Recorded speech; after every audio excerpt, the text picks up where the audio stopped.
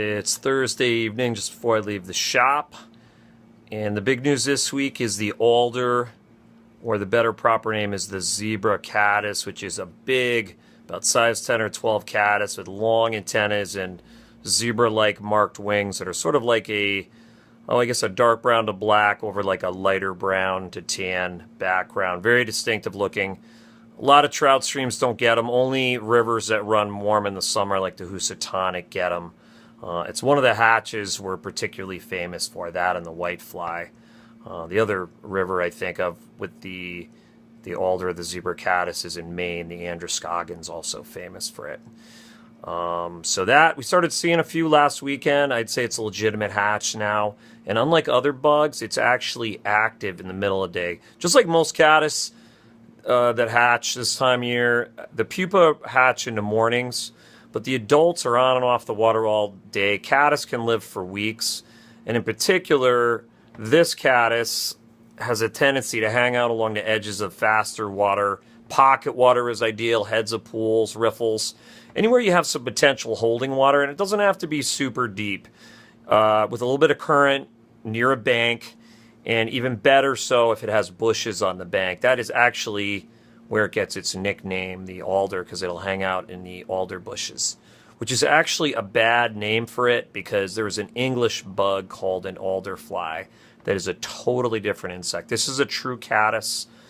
The Latin name for it is Macronemia zebratum. You can read about it in Tom Ames's excellent Hatch Guide to New England for New England trout streams.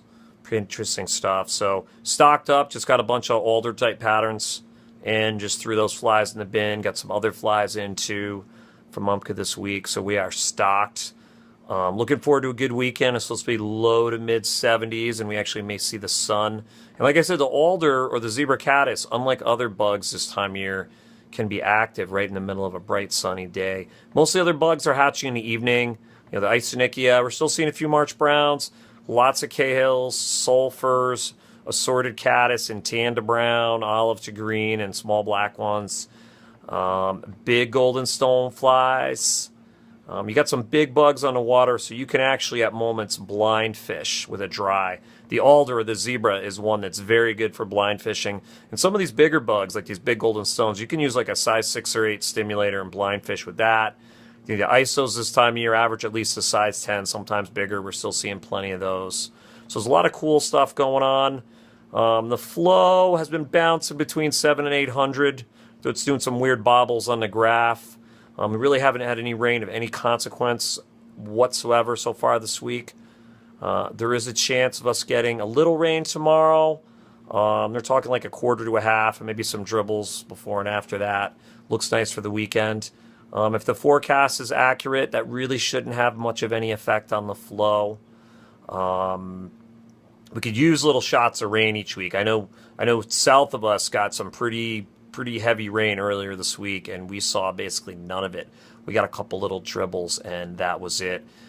As I speak right now, the river is medium, extremely wadeable, clear. At the level it's at now, you can even start to get into the pocket water if you're careful. As always, we recommend studded wading shoes and a wading staff. So hope to see some of you here this weekend. At the moment, we're setting up for another good weekend.